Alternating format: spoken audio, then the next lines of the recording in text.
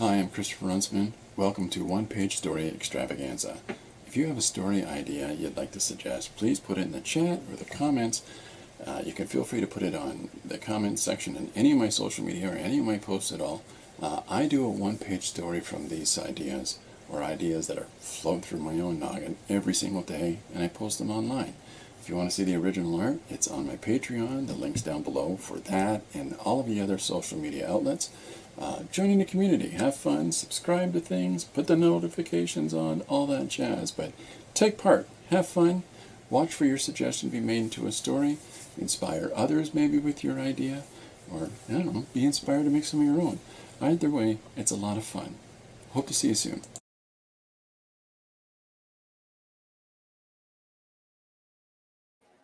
Hi everybody, how's everybody doing today? Here's a funny little bit of business. Howdy. Corbin is wondering why it is I'm talking to him through the television. Isn't that fun? Hiya, Sophie. Hiya, Chris. Hi, anybody else that's joining us right now. Yeah, I hope everybody's having a good day. Yeah, so here is today's Instagram posts. Instagram, Facebook post. There's our Inktober for the day. Spicy. I used this for spicy because she's in a men's locker room. She's in a hot sauna. There's a dude in a towel, and she's stealing. These are all spicy behaviors. I know it's a bit of a leap, but in comparison to others. But honestly, I was just trying something a little bit different. And sometimes that's fun to do. Sophie says, hey to both Chris's. That's fun. The other one that I've got done today is the page from yesterday, which is birthday snack. And birthday snack is the suggestion was for the page to be from the perspective of the dog. So kid's holding a house party, and the whole thing is told through the mindset of his pet puppy. So, fun stuff, fun in the sun. This was fun to do. I drew it, the majority of it, during yesterday's stream, and just inked it, chopped it up, and put it on the page. That's it. So I'll do another stream soon where I actually show the whole digital part again. I've done it before. You can find that before in the past one-pagers that I've done. Hi, Paul. Corbin saying hi. Yeah, but I can show that again soon if people are interested in that. So, with that in mind, I've put up, blank, there we go. I have put up in the comments today's suggestion, picked at random 5 seconds before we start, because that's how I do. So I don't really have any ideas for how to go about this. One of the things I thought I would show today, though, I've got a lozenge because my throat's a little scratchy. Hope people don't mind that. Where did I put it? I had some scrap paper kicking about here. Where did I put it, Corbin? Maybe it's in my stack of paint and whatnot. Well, you know what? We're going to use this. So, all right. So the idea of today's suggestion of a sinister minister from Westminster. This came from Joshua K. And it's a fun idea, So I think that one of the scariest movies of all time has got to be, I don't know if you've seen The Exorcist or not, from 1976, I think it is. But that is a scary as all get out show. And it did things for the first time that hadn't really been done before in some of its special effects. But more importantly than that, it really touched on an awful lot of insecurities that we have as people. And so that's really great. The second Exorcist movie is really bad. But then the third Exorcist movie, in my opinion, is even scarier. And it stars George C. Scott, of all people. he was like the old guy in the original Firestarter. He talks like this the whole time, right? It's it's uh, it's really scary. He plays a policeman who's investigating the death of his friend, who was the minister that died in the first one, who was the priest that died in the first one. I'm sorry. In Catholics, they have priests, and non-Catholics have ministers for the most part. So he's investigating the death of his friend, and in the course of doing so, he's been called in on a murder investigation for another person that's possessed.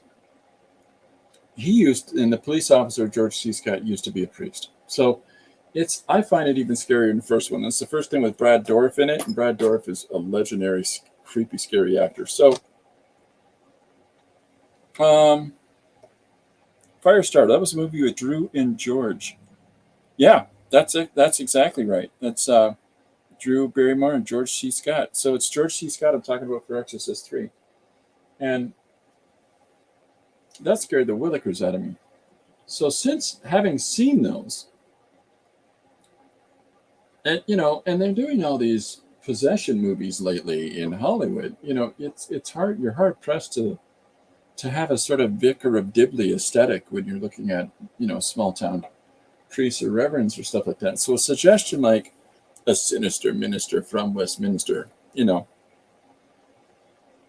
it's not like Chris said earlier in the chat here today. Chris Clay said spooky topic today, and yeah, depending. When we get a subject like a sinister minister from Westminster, the immediate assumption is that he's bad, but maybe he's not. Maybe he is considered bad by the wrong people, right? Is one take that we can look at a story. And I always talk about this at the start of any given page. How do we look at what it is that we're going to work on and what the contextual framework of our narrative is going to be? So if we get a suggestion like sinister minister, right? Sinister minister automatically assumes, oh, he's a bad priest, right? Mean priest, scary, evil guy. From Westminster. Now, Westminster, and it's spelled like so, not minister, but minster.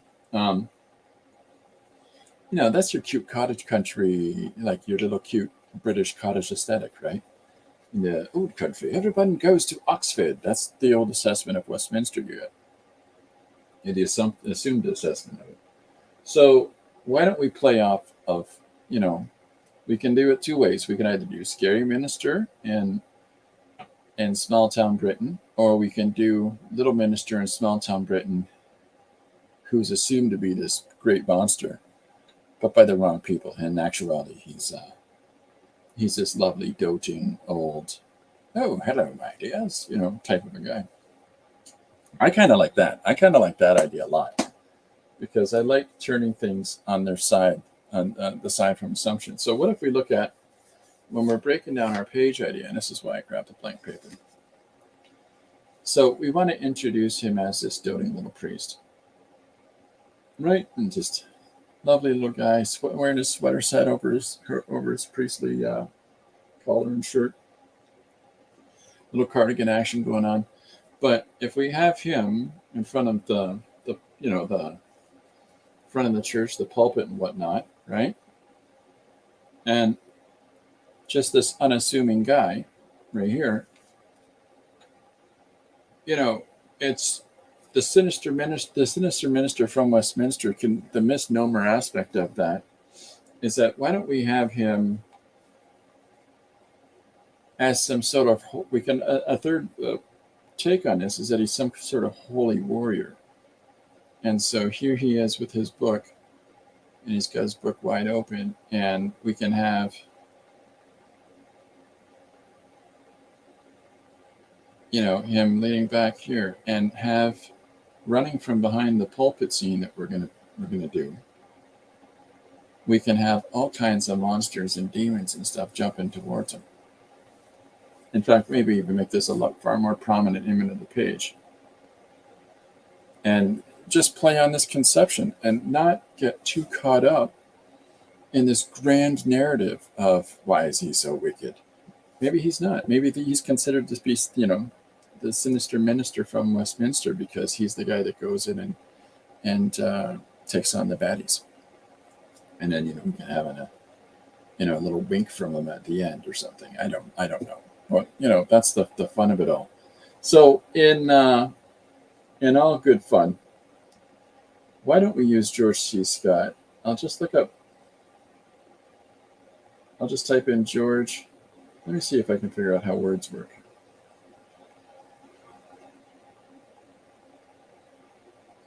Because in my mind, what a great character that he would be for the whole thing.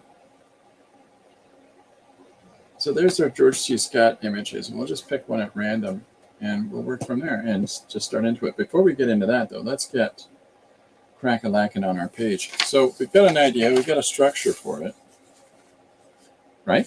Like so. And so we know that this piece of the page is going to be one image, this piece of the page is going to be another. The broader part of the whole thing is going to be, you know, this big whole demons attacking thing. So there's two ways I can do this. I can draw it as one flat static image and have the priest in front of the pulpit right here and draw it in a minute, you know, but I'd have to draw it a little bit reduced. And then the face thing, it's fine. But because I'm not using a large piece of paper, because I, for whatever reason, I'm just incredibly stuck on using cardstock right now. Let's break it up. So let's focus now on the big image, the big whole bad guys are coming to get him. Chris said, I thought about that. You should use George C. Scott, the actor. Oh, yeah. He's super fun. Yes, Courtney? What do you mean? I don't know where he is. What are you doing? Just get up here. Yeah. All right. Okay, so let's take down our suggestion. And if anybody has any comments they want to throw down, please feel free to do. If anybody's got any ideas that they want to suggest, then know you're welcome to do so. So, cat time, Sophie says. Cat time, Corbin. Is this cat time? All right, so I'm using this. I will use a pencil to the nub, and that's why these great holders exist. What do you need? What do you need? He just wants to say hi. Okay, here's Corbin. Now he's walking away. Forget it. What a guy. Okay. Oh. Here we go. So, why don't I start? There's a fun little thumbnail here of George. I don't know, maybe I want to catch his crazy, because he could do crazy like nobody else. Just add that smile, you know what I mean? Just add that look. Look at that, him with a beard. Beefcake. All right, well, buddy, stop looking at my arm, it's weird. Okay, so I think I'll use the one where he's, I don't know. So hell with it. Let's just go. All right, so I think I want to focus on this big grand image of him being attacked by all the bad guys. Nico is intrigued about my iPad meowing, and he just meowed back. That'll happen. That'll happen when you got to take the knob off over here. Fighting with him right now. Okay, he's satisfied. There we go. All right, I think I'll just get into it. So if I draw the priest here, let me think.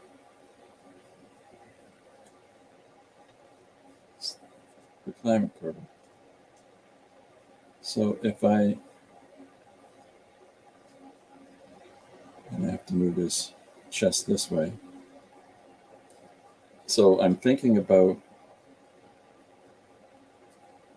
having him in some kind of dramatic pose here. You know, give him some nice little simple shoes, soft shoes.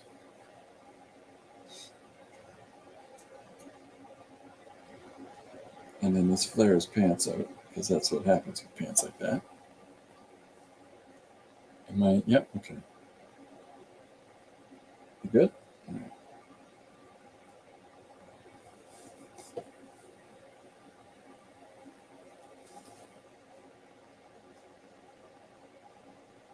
And you will pop up. There's her thigh moving around.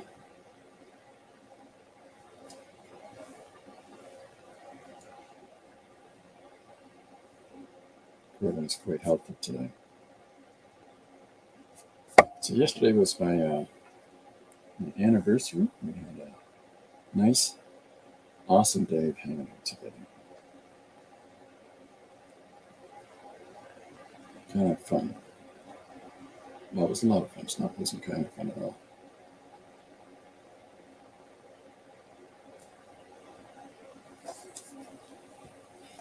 It's he's kind of small to start with, right? But that's because really I want to put the emphasis on all this craziness coming down towards him. So I just like the idea of, you got your, and movies that I cited earlier, like The Exorcist and things like that. Exorcist, whatever number. Or the suggestion film, the possession films. It's always this unseen or monstrous looking whatnot. And I want to get a little more classic with this and do a sort of demonic, angelic, you know what I mean? Like a demonic horde coming towards him. And so we need to put something in his hand that he's holding, some kind of tool of office. And then in this hand, we're going to have his book.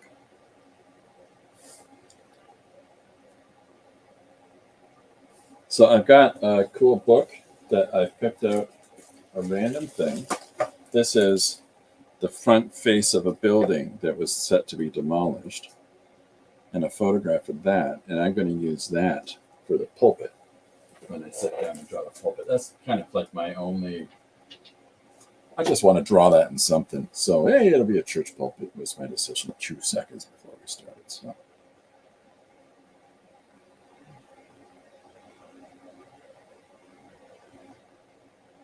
So you got to make these decisions on the fly.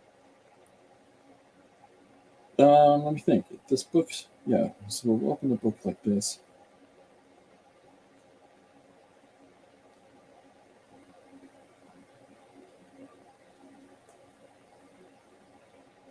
Right now I'm listening to 80s different rock songs. So at the moment it's Yellow. So let's push his collar out. I'm sorry, his the fabric around his wrist, anyways. Give a looser fit to his clothes. And I have to make sure we get his priestly collar here. And then we'll put his face down as he's in battle. Somebody went lying down. That's good. So here is our priest as he's sort of flying back as the horde comes towards him.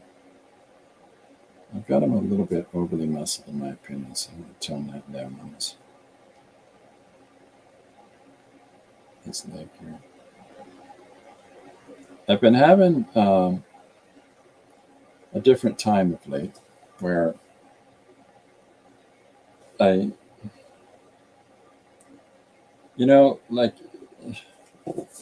because I don't tend to do the super dramatic action stuff, I don't fit into that category for sequential storytelling. And because I'm not gothy, emo, whatnot, or just regurgitating historical fact, or a number of different other avenues that people tend to use to use as formats that they do comics in. biography, real life, because I tend not to do any of those things, and I'm just telling all these random little stories, I don't sort of fit into a market. And so at this point, I have decided to not concern myself about any of that at all. I was working on a book with a publisher, but their process, Lord knows when it's going to come out. And I'm, in the interim, we're releasing a whole bunch of stuff digitally. And we'll be doing it on my Patreon. So anybody that's interested, there'll be some one-page mini books coming up, and an alphabet book coming up, a bunch of one-page illustrations, and some things like that. So we got fun stuff coming down the pipeline here, and I'm looking forward to being able to share that with people, because honestly, it's an identifiable truth that unless you have an external engagement, an externalized outlet, this is an isolating thing. And if you're not connected to your local community because of, you're just not, you tend to spend all your time at home, especially if your local community, trendy, whatnot, you're not going to get into that unless you're, into that sort of circle of social whatnot. I'm not that guy. I'm the guy who's busy working. So I'm really enjoying the opportunity of meeting so many cool people online and doing all this stuff online. So I figured, the hell with it, I'm just putting stuff out digitally. So I think we're going to do 12-page books for $3 digital. You know what I mean? So I'm getting that set up now, and I should have that out. I should have the first couple up by the end of the week, and there's 4 books prepared now. And so whenever this printed copy comes out at some point in time, that'll be fine too. But in the meantime, we're doing some other stuff, because I got enough work to do that. So I'll be letting people know more about that as we go.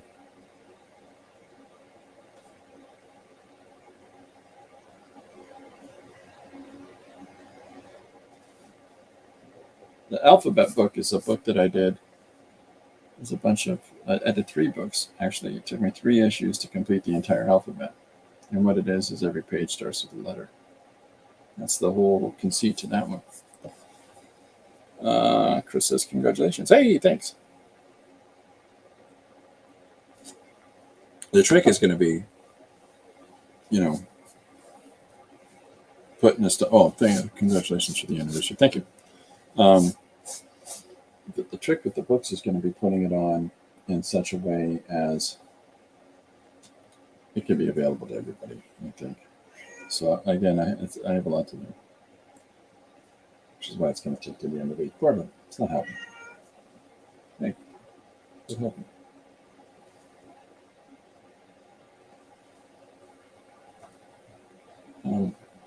I don't know if you can see this. I'm getting swatted in the face by my cat.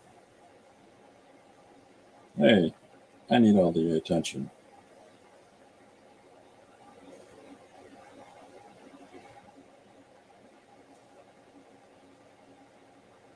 I like George C. Scott as an actor. I think as a kid, there was something about him that just was a little overwhelming. And the reality is that maybe, and I find this with a lot of stuff, I didn't quite appreciate the full aesthetic of a thing. As when you're young, you don't do that. There's very, very rare times when people say, of course I was dialed into what's cool or what's not when I was young. And the people that do, power to you. But people tend to stay with the things that they liked when they were young, right? But I keep finding more and more fun, cool things. And George C. Scott would be one of them. Conversely, speaking of that, and this is going to get into today's topic now. So today's topic is that I quoted that Will Eisner called comics a sequential art, and he did. Will Eisner, for those that don't know, is the creator of the Spirit in the 1930s, and in addition to that, he did, in what is my opinion, the best how to do how to draw, sequential books, to do sequential illustration of all the different things I've read over the years and all of the different offerings that people have had that I've found. I still think that Will Eisner's is the best, and you don't have to like the style, and it's from the 70s, right? But there's something about it that just boils it to its essence. And considering that he created the Spirit and at the late 30s, he's got some idea. I'll show you the book. I've got about a hardcover years and years and years ago, and I've got a soft cover of it as well. And I'll show you the hardcover. It's I've lost the cover to it many years ago, the overleaf. But that spilled something on the studio one at once. Comics and sequential art. So, he talks about the different ways that we can have people read visually and textually on a page, and this is an example of it. Bang, bang, bang, bang, bang. You get the idea that this guy's been shot while this fighting is going on here, and then the next panel, this guy that he was fighting here is unconscious, and he's knocked out the gunman. Your brain will just assume this is the transitional action that's happening. One, his body is moving upwards, and there's a little pow sort of gesticulation outside the body.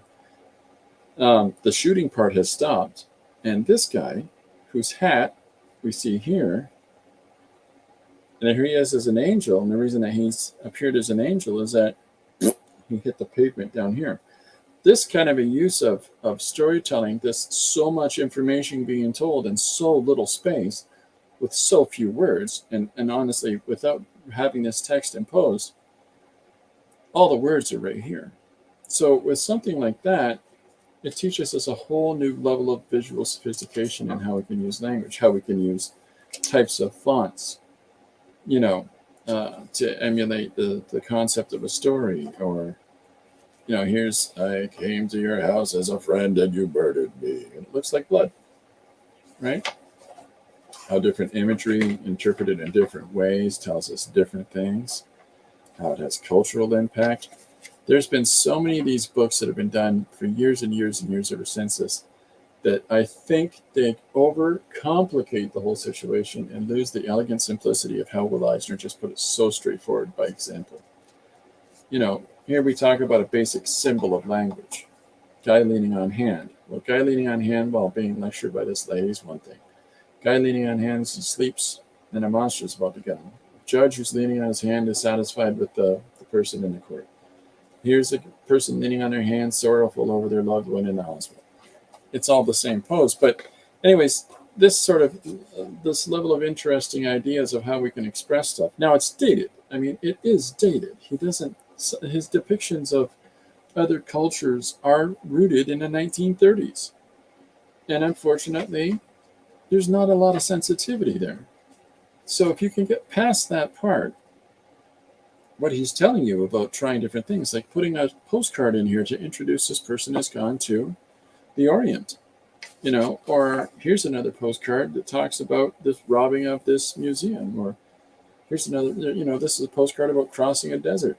It's a fun story conceit to move the narrative along. And how we use panels, how we use all this sort of stuff. And so it takes comics as just a rudimentary form of, these are books for kiddies. These are the sort of thing that you put out only to entertain the youth, or to, or the underwear on the outside superhero set. So But the point is that you can use story to do these other things. Now, Eisner's his book might be difficult to refer to a lot of people because of his lack of sensitivity to other cultures, but because he was, a New Yorker growing up, and there was just such a ridiculous different headspace that I hope is lost now. But all of the impact of what he talks to about language and form and communication and all the things that we can do with that, I love. I absolutely love the idea of that. So the idea of elevating something to a broader sense, to just telling stories, and using this format in order to be a ways and means to do so,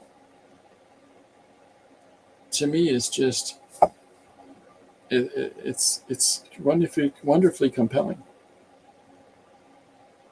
Yesterday, one of my absolute favorite creators in this medium passed away.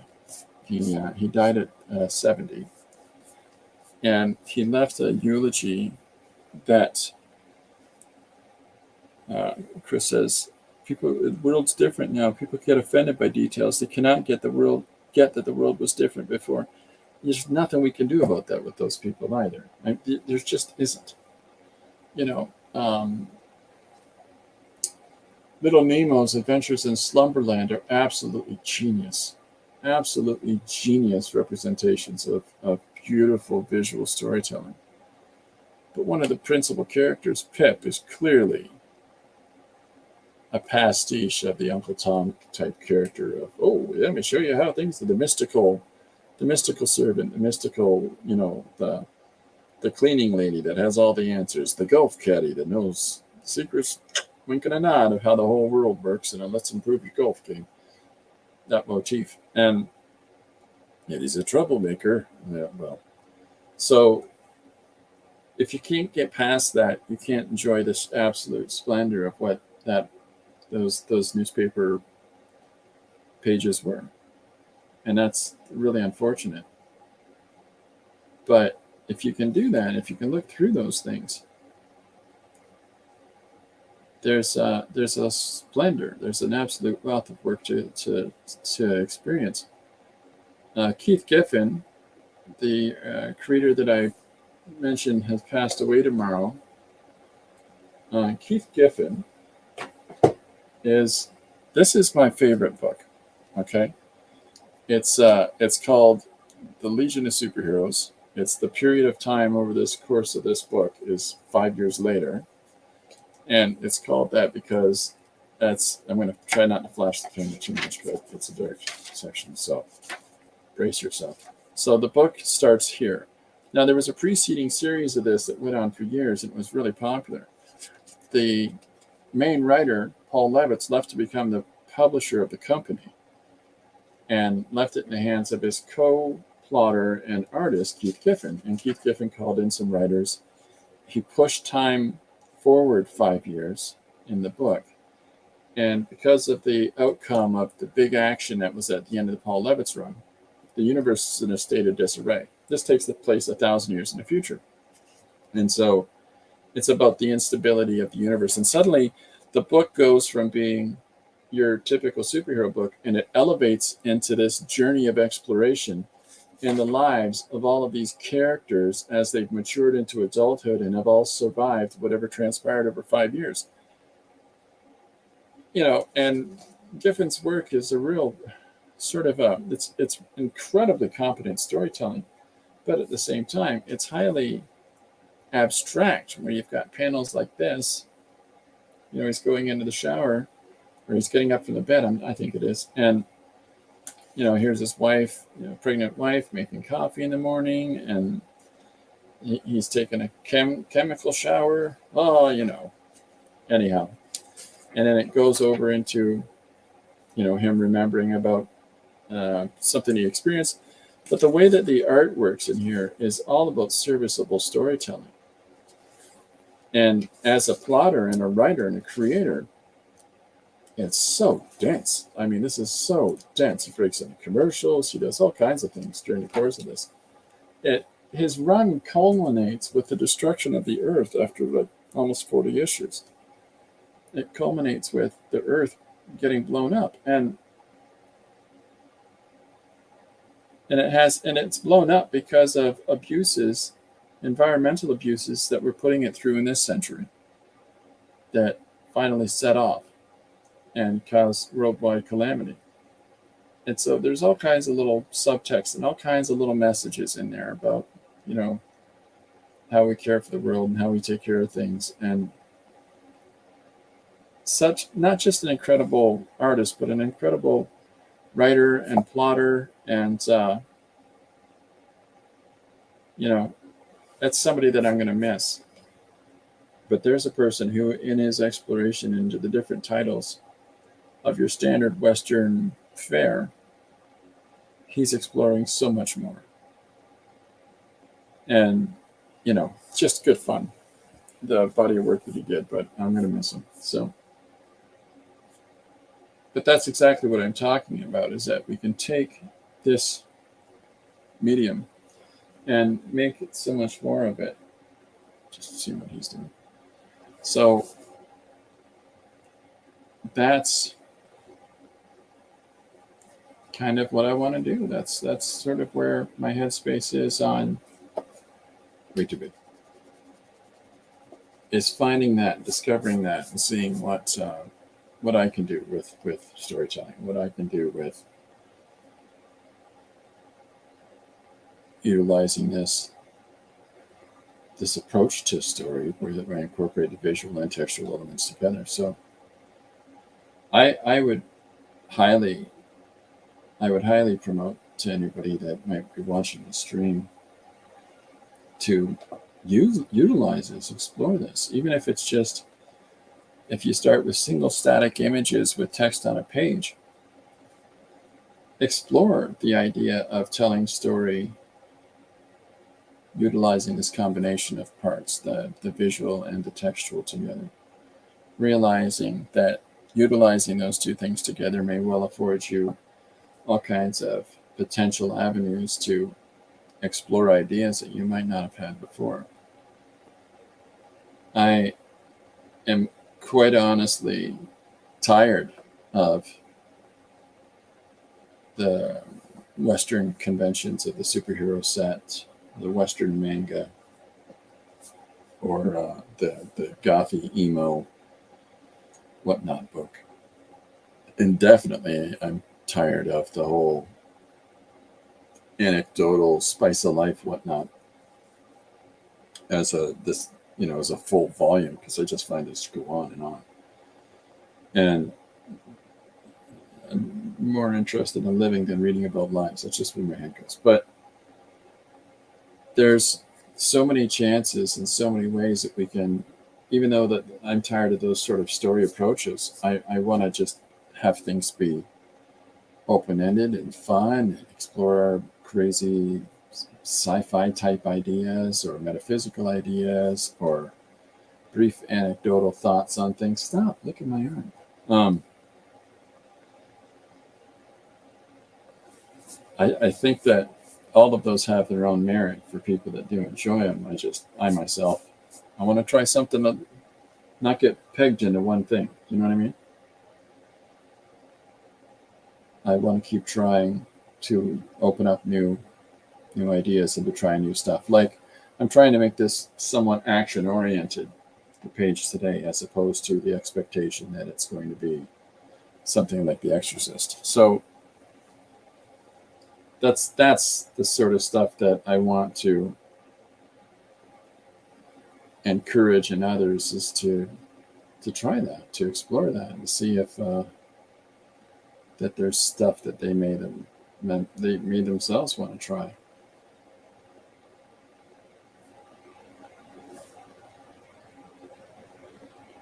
Right?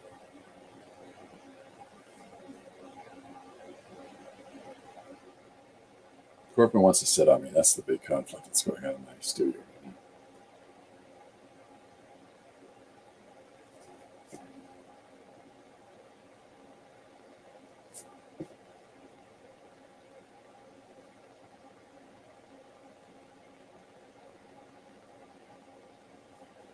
So I'm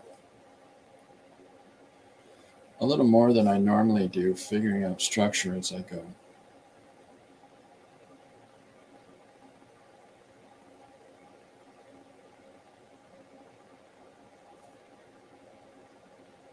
I tend not to do this as much, but today I am, because we're trying things. We're trying different things.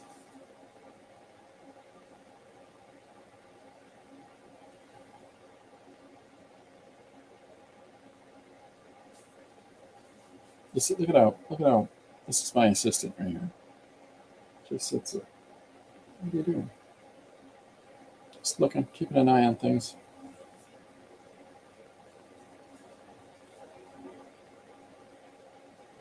So I'm putting in some movement. I want the movement to be directed down towards, our priest here. I'm going to draw different characters moving through the space and just seeing what goes on. So missing stuff here. Oh, Didi's joined us. Hiya, Didi. How you doing? Denise just left. Nice. Nice. It's nice when they come over and visit. Our youngest daughter was in Europe for almost 2 weeks and just got home. So we're looking forward to seeing her.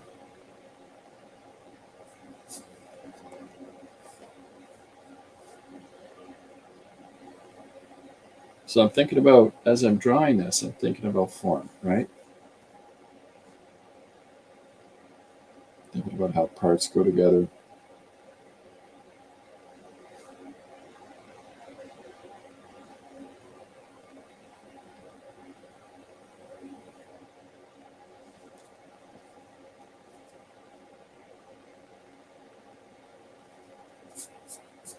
I like the idea of, oops, I'm going to put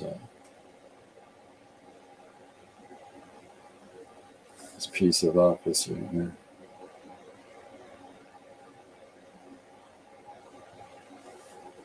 As all these characters are rushing them. They're rushing them.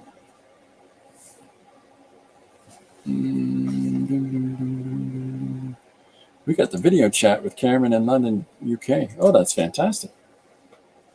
That's nice. Yeah, he's over there for a hairdresser convention that I think.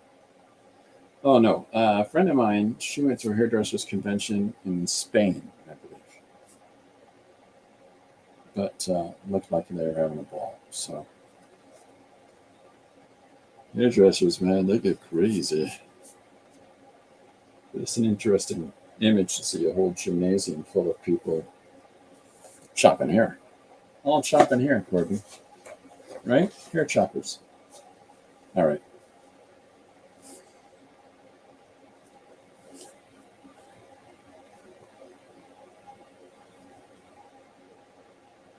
He's quite intent on what's going on. International Hair Convention. There you go.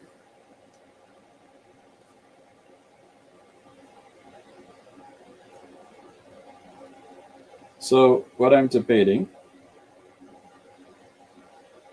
is the demonic types that are all jumping towards, and there's two approaches I can take on this. One is the idea of they're all monsters. That's just like a standard thing for contemporary films based on fighting against the forces of darkness. Or I can make them angelic beings with like black wings or something. We'll see. Again, this is one of those sort of fantasy images that just, it doesn't have to make any sense. Maybe it's just they'll all look like cover of Led Zeppelin.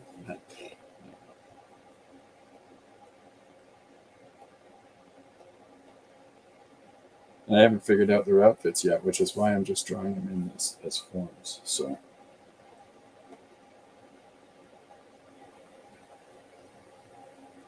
just shapes to start with. So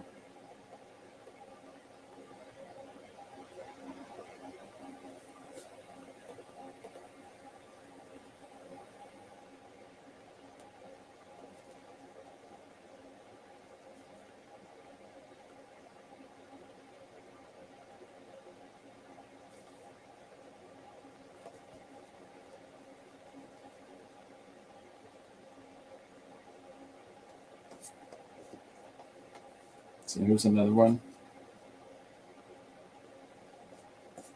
And then let's have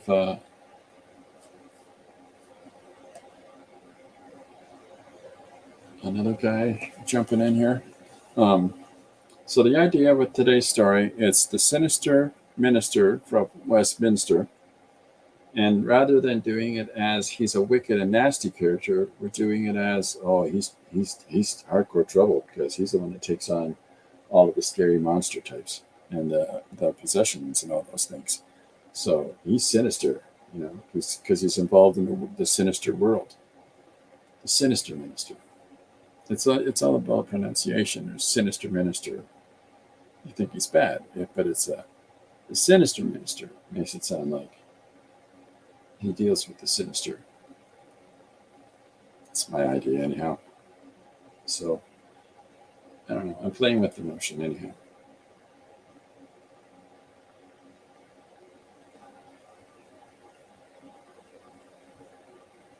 One of the things I like about a new animated film that came out of I think there's two now of Spider-Man. This is what's inspired me to draw all of these guys jumping through the air at them. Is that I really like those shots where everybody's swinging and flying through the air. It's kind of cool. Now, mind you, I have to account as I'm drawing this if I'm going to have all these wings all over the place. But there's a film that starred Christopher Walken and Elias Koteas, Canadian, and I'm trying to think of who else, but no other names are coming to mind. And it's called The Prophecy. Oh, Viggo Mortensen. Viggo Mortensen's first film. Viggo Mortensen is the guy that played Aragorn in the Lord of the Rings stuff. But he played the devil in this movie, The Prophecy. And it's about a second war that took place in heaven, where Gabriel, in this contextual narrative, Gabriel was tired of playing second fiddle. That God preferred mankind over his servant angels, and so a second rebellion in heaven happened, and Gabriel and his ilk came to earth, and Chris Walken plays the angel Gabriel. And yeah, buddy. And it's really cool because these angelic guys, they're kind of birds. They're introduced into the story. Off camera, you always hear this flapping sound, and then they tend to land lightly onto something, like they've just perched, like with their feet, and would be like on a street sign, like it's blocking that this street is closed. Suddenly, Chris Walken's, and he's just on top of it. I'm like, that's so cool. But that's my idea here. Is I've got all these guys coming towards him, sort of like they're all flappy dapping through the air.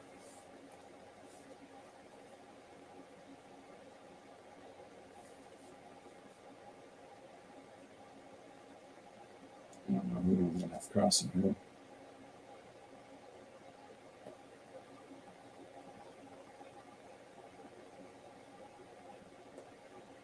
Touching toes. Right, Bill?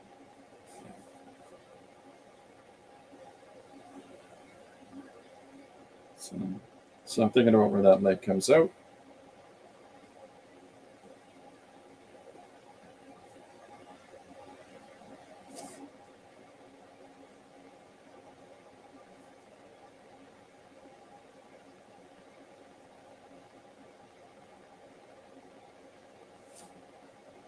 It's having fun.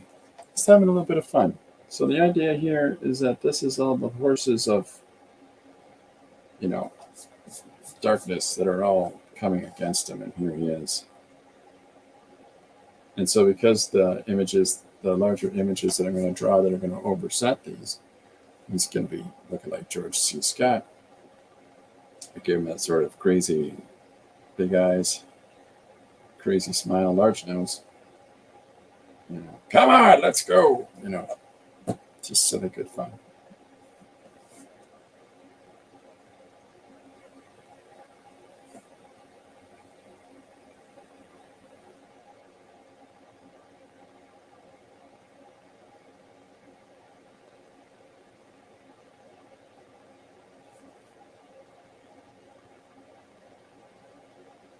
All right.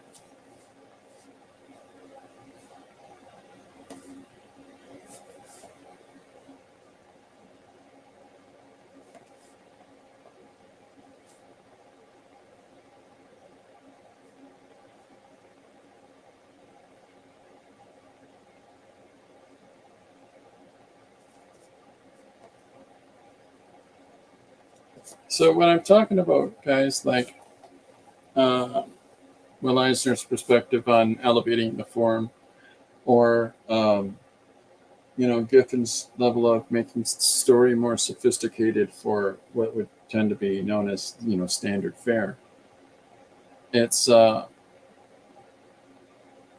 sort of gives away a little bit of my headspace on doing these one-page stories. Is that I'm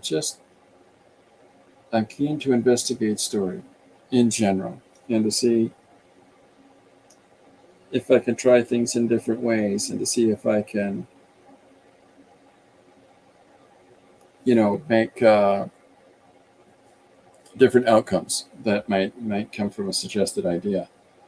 And so because of that, I tend to look to those types of characters and that type of mindset about, well, think larger, don't think like the standard fare. Turn nuts, allow yourself to take a deeper look into the subject or something. So when it comes to Sinister Minister from Westminster, this is why we're approaching it as, oh, he's sinister, all right.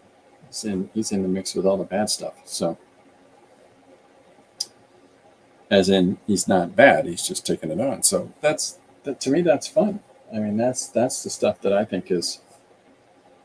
personally think is fun. But now, if I draw a character here,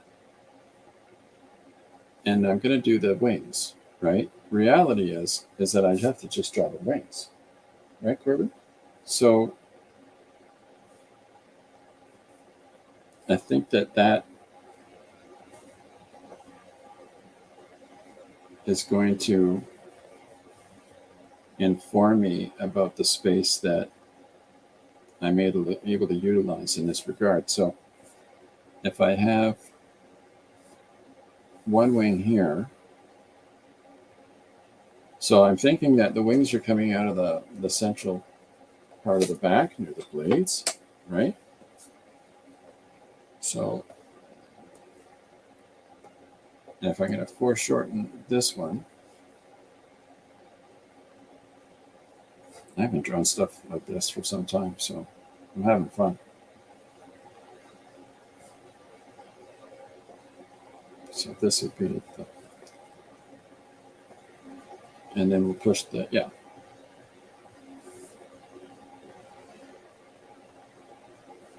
So what I'm doing now is I'm drawing the planes of the way that the wings are. This is on a gull bird. This is the structure of the wings. So Yvonne Manuel says, did you get him into those special UK shops? This is talking about Cameron in the UK, Dee Dee's grandson. Hello, fine citizens of the world. Hey, next week. Hey, man, movie update, Tuesday or Wednesday. Oh, I'm looking forward to that. Really excited to see that, sir. Anybody gets a chance, look at Jim Luann's channel and sign up there and put it in your notifications, because he's talking about the ongoing process of making an animated full feature film individually. He's doing it on his own. He's done a number of shorter projects or a number of connected projects so that you can net them together and do a film, but he's never just sat down just to do a film straight on. So it's exciting to see his process. Okay, so back to the wings.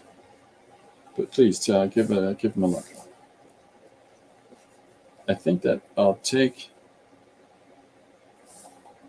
the wings and push them this far out. It's funny, the things that you look into as you draw different things over time is that you research random things like gull wings or stuff like that. Yolanda's joined us. How you doing? That's Yolanda loves Dee Dee's Halloween Barbie shirt. I usually look the school pickup at 3:15.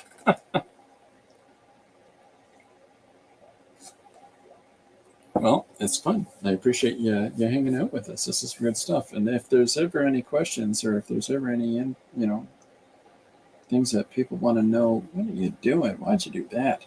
Just let me know. I think that I'll push the direction of this wing this way. And so this is what folds out to here and wheels back in. So, which means that the next fan of feathers goes that way. There we go.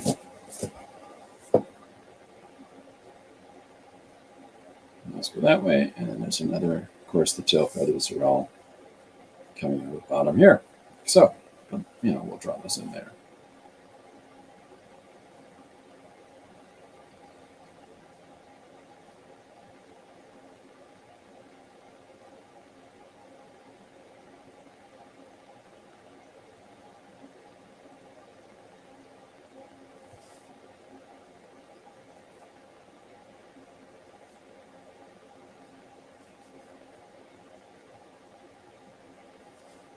Rare. I walk. One car family. There you go. I used to I always walk to get the kids. Short. What am I missing? Short, not shirt. Oh, you're short, not your shirt. I didn't even pick up on that. And I watched and liked the ding dong thing, and I still didn't pick up on the difference in short and short. Question of the day: do you fall asleep if you read in bed? No, I don't read in bed. And do I fall asleep if I do? No. And Yolanda says, great movement in this page. Thank you. So our suggestion today is Sinister Minister from Westminster. And so I'm having him take on all kinds of naughty, misbehaving angels. So that's what we're illustrating here.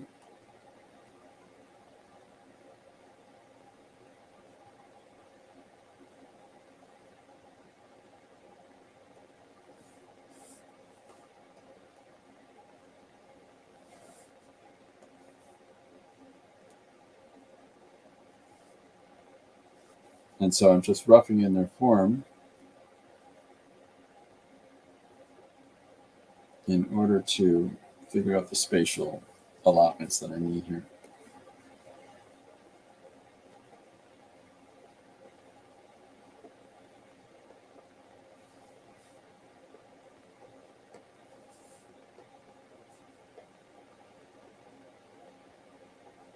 Now, in theory, the size if mankind was to fly with wings, they would have to be massive because our body our body would have to be far less heavy.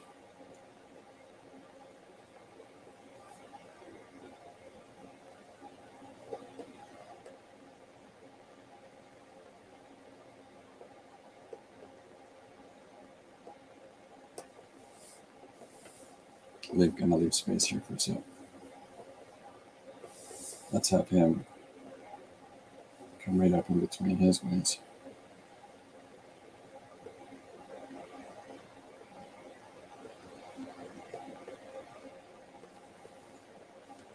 And then we'll have his coming up.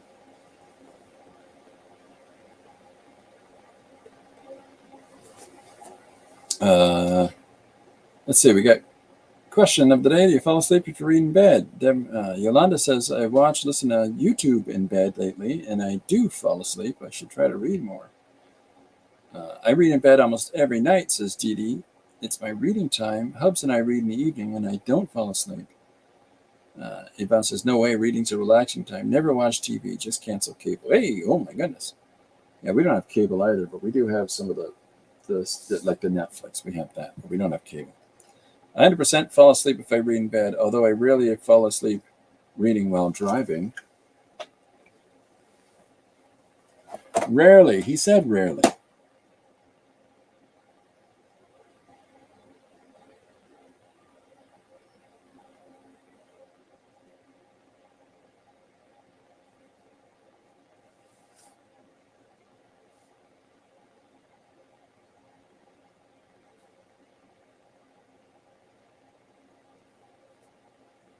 All right.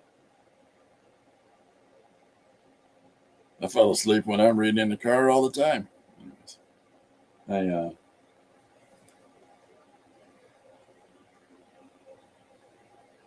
I read a lot. I fall asleep at my desk a lot. I mean, a lot, like daily. Power nap, you know.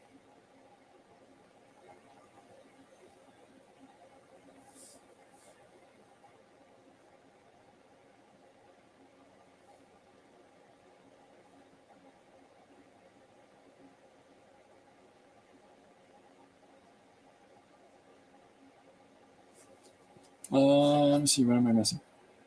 How does one read and drive, Yvonne asks. One shouldn't.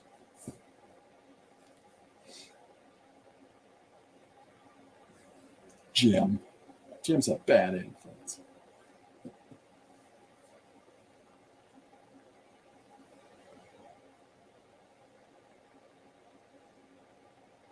So he's a bad boy, that's why we call him El Jimbo. What are you doing, Paul?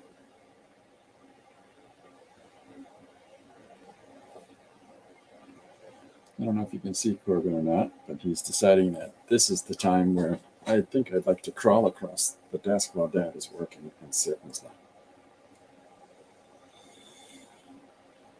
It's not where I work out, buddy. Okay, so I've still got some room. So in figuring out where wings are going to go and the like, I've still got some room here where I can fit in other characters, smaller in size, in order to show some distance, but we can populate this with a little bit more of other guys that are coming in. So, but all of these angles that I'm trying to put in, are sort of with this arcing form in order to loop the eye back to this guy. And the directional momentum of the view, so that gives the energy of movement, but it's going to run, the momentum of the view is going to be by having text laid out in this way. And so your eyes can be drawn this way, but because the line of action is going against that, so hopefully that'll give enough movement here to suggest something more, to suggest that there's a lot of things going on at once, and this is very fast moving, very very chaotic. So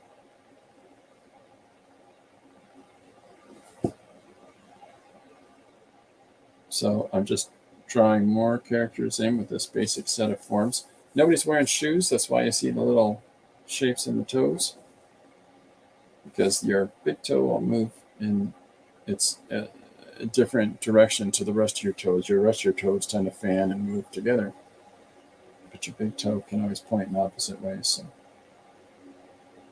And depending on you, I mean, you can be spaced differently too. I haven't decided on clothing for anybody. I haven't decided on, other than the fact that these are all boy-looking characters. so far. I mean, very readily I could turn, if I just enhance here and then enhance here. There we go. There's our first female demon monster there. Just enhance the roundness of the hip.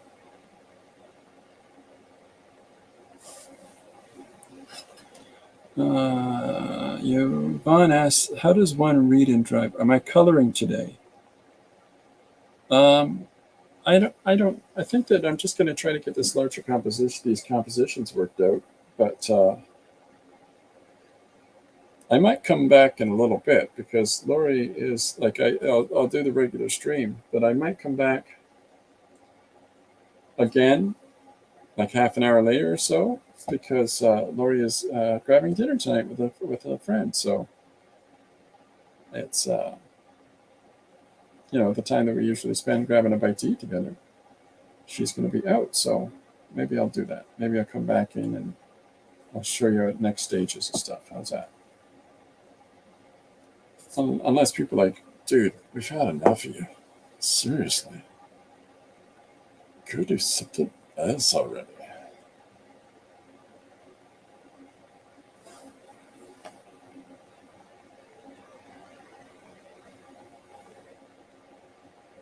So when I am inking this page, what I'll be doing is approaching it from the angle of top down. So whatever is high, like closest to we're going to say the frame or the lens that we're looking through to see this happening, whatever is closest to us is honestly what we need to be inking first.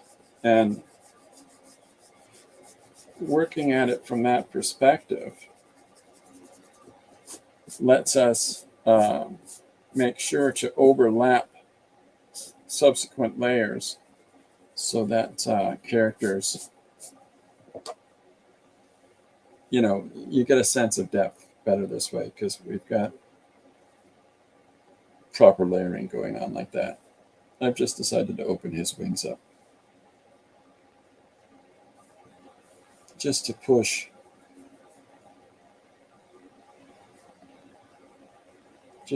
this sense of movement farther.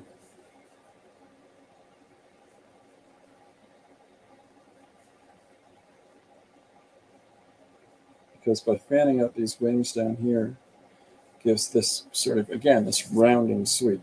So, okay, Yvonne says, clothing optional, says Yolanda? Maybe. Got school run. See you later. Hey, thanks for stopping in today, Yvonne. Have fun with the kids.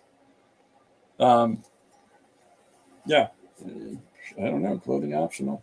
It's hard to conceal some of what's happening there with the clothing optional part. Maybe, I don't know, PG-13 is my thing, but that's okay. We'll consider it.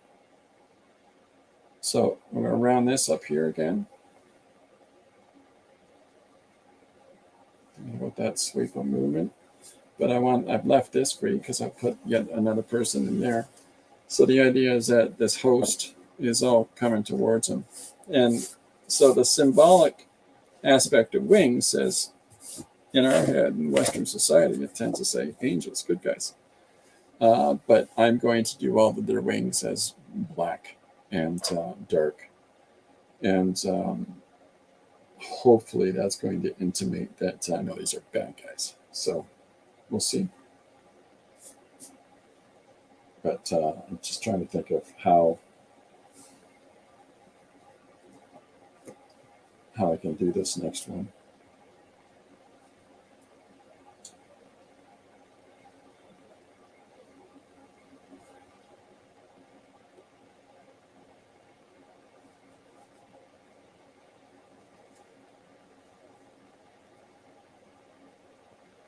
I don't know, Corbin has hit me in the head with his tail about 18 times today.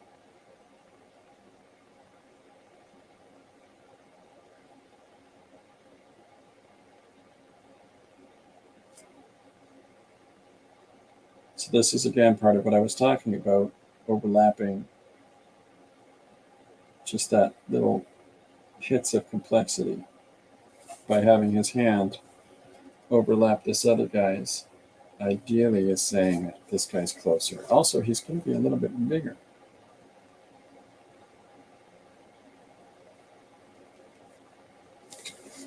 So between those few different factors, ideally that's going to get that across. So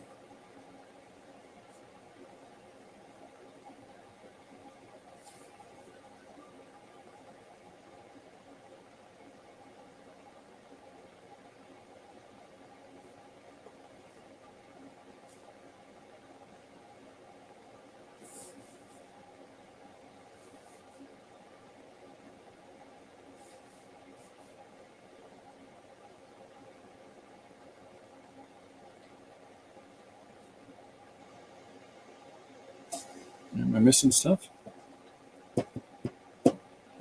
Jim says he's not bad. He's just drawn that way.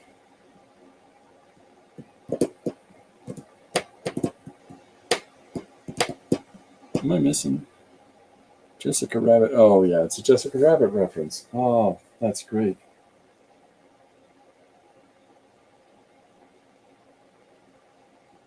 Now you're going to have to go play patty cake with somebody. Sure thing.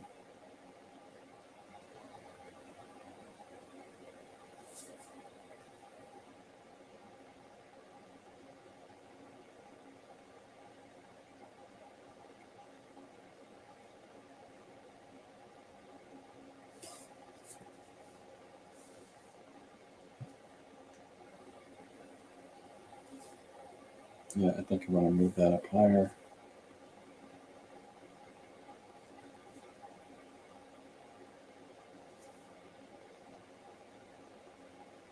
There we go.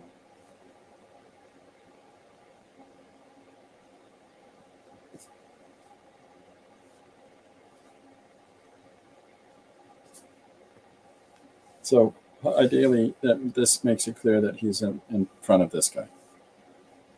So one more, I think, in this space is that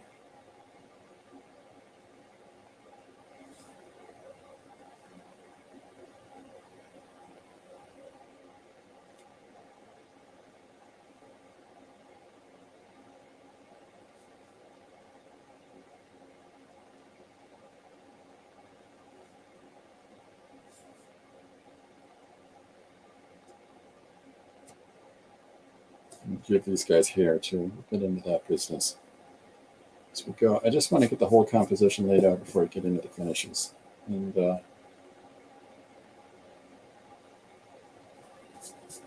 know,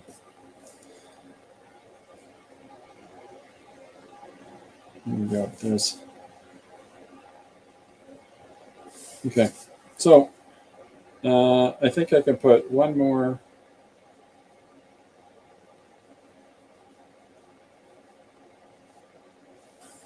I think I could get one more back in here,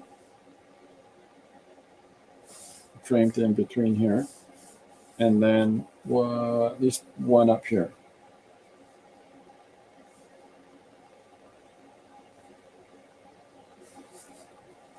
So one more up there. And then I think,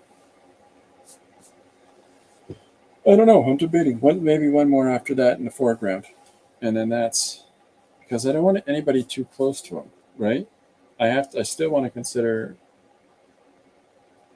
what I'm going to put here. Like, is it going to be inside of a church that this takes place? Is it going to be on the balcony of an apartment building? Haven't quite decided yet. Like, if I turn this slightly this way and have him standing on the railing of an apartment building, you know, that he's fighting them off from coming into this room where there's, you know, some vulnerable young person inside, you know, that they're trying to get their soul, blah, blah, blah, blah, blah.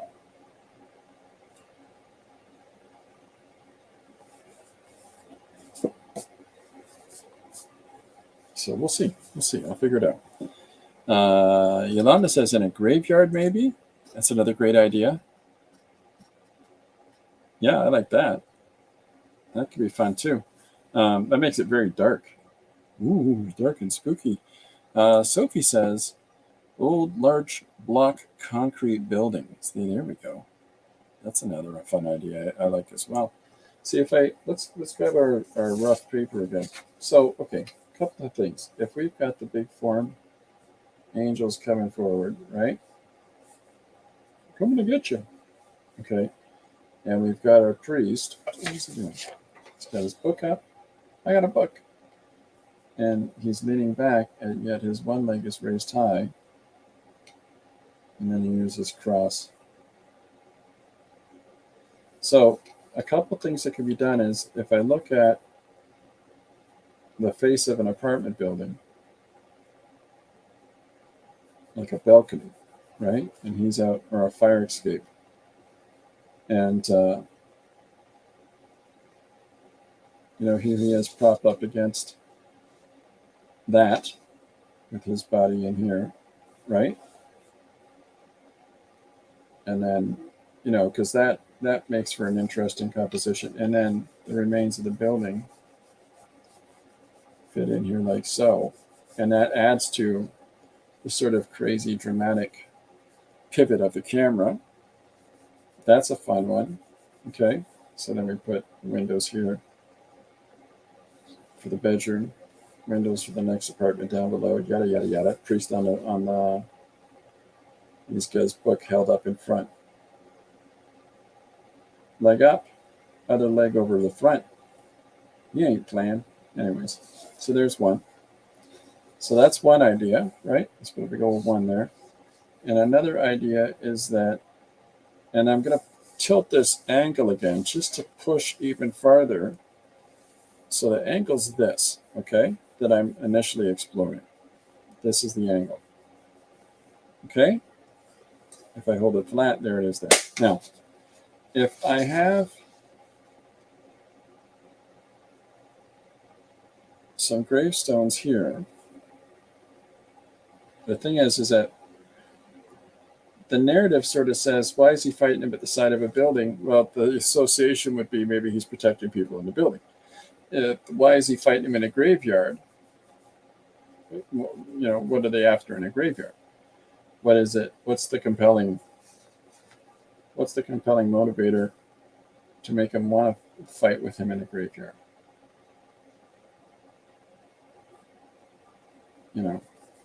So that's the sort of questions that go through my brain. But if I drop him here and have his one leg up over this,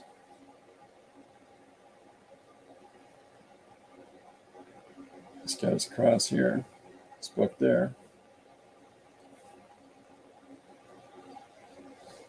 Or I'll have him in front of a mausoleum crypt, and I can have his one leg up and his other leg down to the bottom of the floor.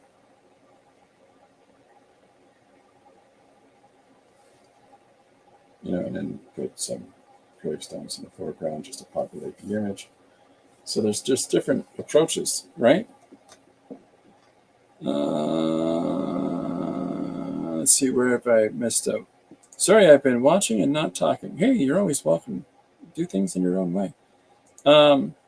You could be falling backwards over a tombstone also. Yeah, I like that. This is I've got him falling upstairs.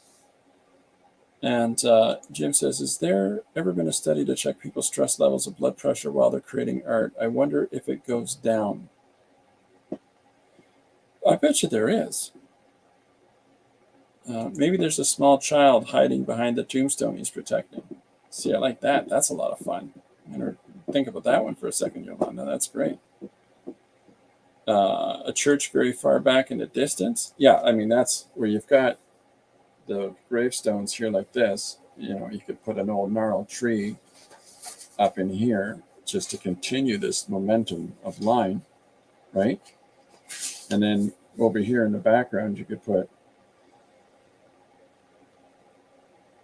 here's our little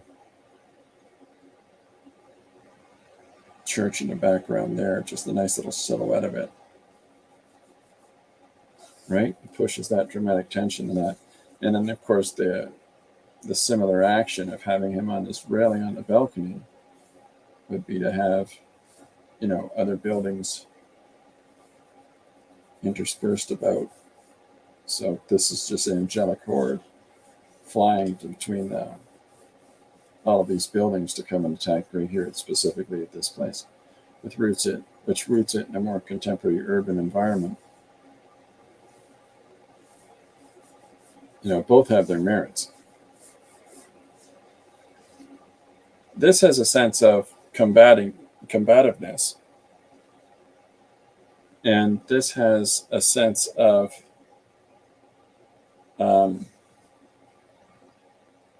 danger because he's on the railing.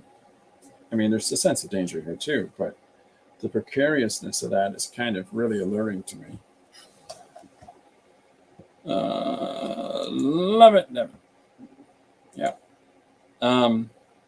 I don't know. I'm kind of tossed up in the air about which one it would be. I like the idea of both of them. Maybe what I'll do is I'll rough both of them out on, typewriter paper, and we'll look at both of them underneath the composition. And I'll bring up my light table and put that down here, and we'll look at both of them behind the foreground composition, and decide which one we want to use, right? But it's important when you're... Oh, Yolanda, you're ahead of me. Yolanda says, great way to explore all your options. Yeah, it's important. That's exactly what I was supposed to say, that you consider different approaches in your composition. If you're given a requirement, okay, like if the sinister minister from Westminster, optimally I should be drawing Westminster, and Westminster doesn't have New York skyscrapers, so that's a mark against that idea. Westminster is your old English, there's great parts of it, your old English cottage, your old English church, which is a real ding, ding, ding for this one, right? So there's your, that's more likely the winner. And the reason I say that is that as compelling as this is, it doesn't fit into my suggestion. Westminster doesn't look like this. Modern Westminster, downtown Westminster might, but we want to play on the type, the stereotype, the informed idea that Westminster, England is, pip, pip, cheerio, here we are out in the green type of a thing. So, by matting this all out, the composition, by roughing it all out into shape, and then laying it underneath here is going to help us and facilitate the way we want that to be. And more specifically, allow us to move around a little bit and place things specifically so. Like if I drew the church here, ideally we want the church there. Well, I just shift the drawing that's underneath. Let's see what I'm missing. Oh, great idea to use the light table. Thank you. Or the sinister minister from Lloydminster, a town that is in both Alberta and Saskatchewan. But there's the suggestion's Westminster, so I got to stick with that. But I'll have to look at Lloydminster. Yeah, a lot of Canadian places, we've got these very British names, British, Scottish, Irish names here, and if you there's a thing called the Colonel Talbot Trail in Ontario, southwestern Ontario. It's where Colonel Talbot was allowed to parcel out all this land to people and hold them all hostage until they got what he wanted. He'd write their name on their property, on their lots in pencil. And you've got 3 years to finish a house, to clear 50 acres, and to connect your property along the established corridor that I want this road to be on, which is now Highway 3 here in Ontario, or the Colonel Talbot Way. But he hated the Scottish. And so all of these places along there have either got British or some Irish names, a lot of these places along that way. And then as soon as you go in the central part of Ontario is where you start seeing Elmer, and all these names that are very Scottish because they're over there. So it's funny. Names are funny. In London, you could put the Eye of London, the giant pickle building in the background if it's on a skyscraper. Yeah, that'd be fun.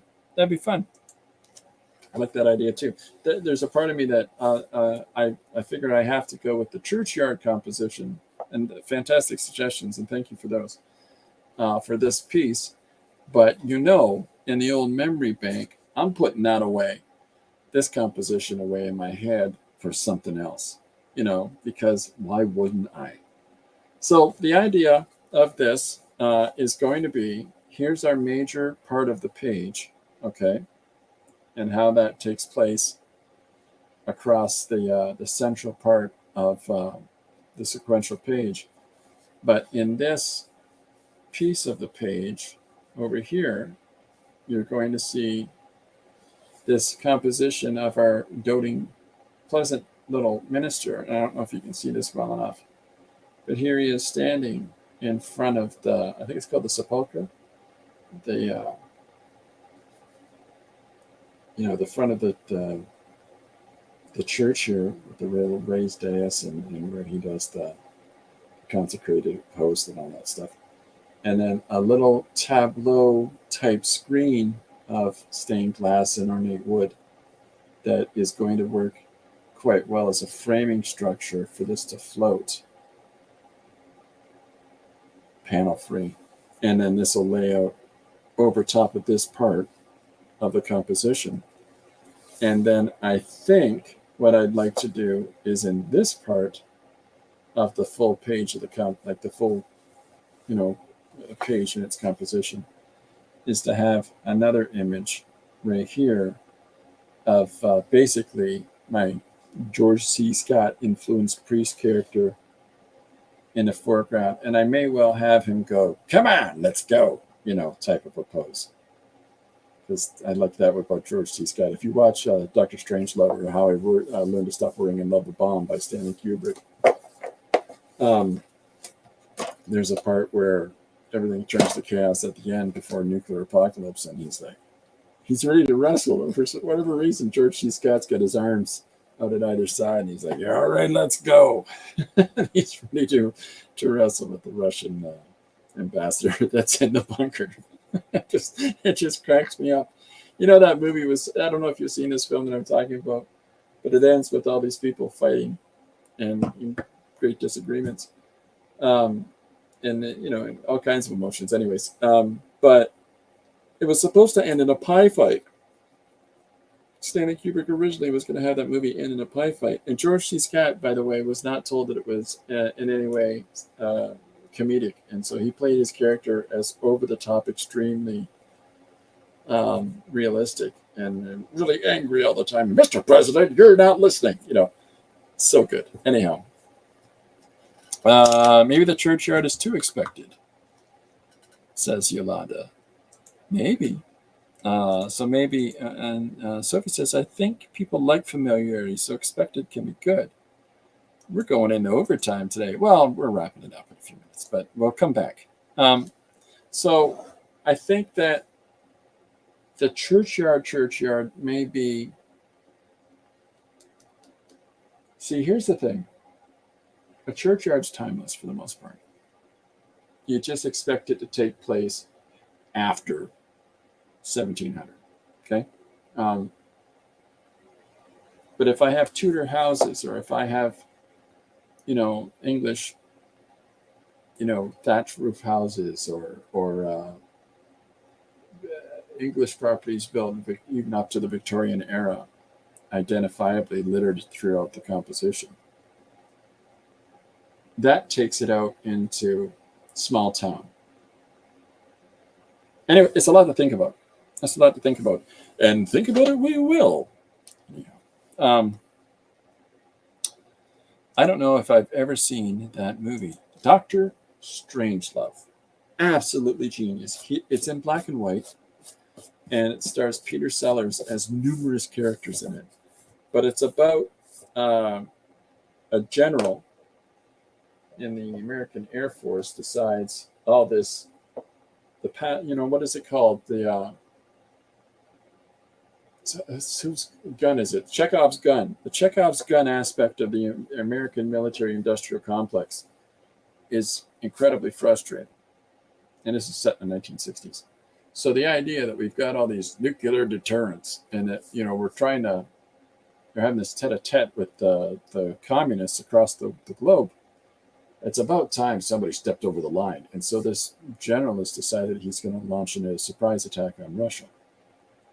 And he's about to set off World War III.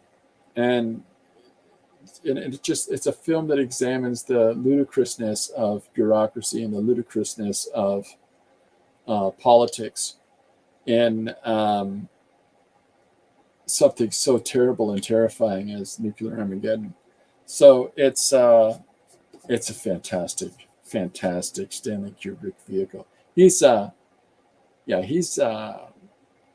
My big three are Alfred Hitchcock, Stanley Kubrick, and Ridley Scott for filmmakers. And and then now you've got Denis Villeneuve, and you got Benicio del Toro. You got all these fantastic new auteurs that are coming up, and Terry Gilliam is my number 4. So, and that's a real tricky one. Which one's more, Gilliam or Ridley Scott for me? But yeah, just a masterful filmmaker. And any of the things that you've seen of his, you'll know. Like, he did The Shining. He did Lolita. He did. I got a whole shelf of it. Why am I not thinking of it? The Clockwork Orange. He did Full Metal Jacket. Yeah. So same guy. Yolanda says, I've heard of it. I should try and find it and watch it. Oh, yeah. Peter Sellers was an amazing genius. Fantastic. Pink Panthers films are just beyond. Closest guy that tries to emulate what Peter Sellers was in contemporary film today, I would argue, is Will Ferrell. That guy definitely tries to be a Peter Sellers. Nowhere near the level. Closest person near his level of understated comedy is clearly Rowan Atkinson, but Will Ferrell is the closest equivalent that America's tried to offer up for that. So, with all of the body of work he's done. So, anyhow, so this is our compositional ideas. I am going to sign off for now, and I will be back. If you've subscribed and you got the notifications up, when I come back on, it should tell you, I think. But I'm going to sign off for a few minutes and do some of the things I need to get done really quickly. And then I'll come back on for a brief little few minutes here. And let's play with this just a little bit more. Let's say. So, I'm aiming for a half an hour. So in the meantime, thanks everybody for hanging out. And I'll see you in a bit. Okay? Bye for now. Thanks everyone for coming out.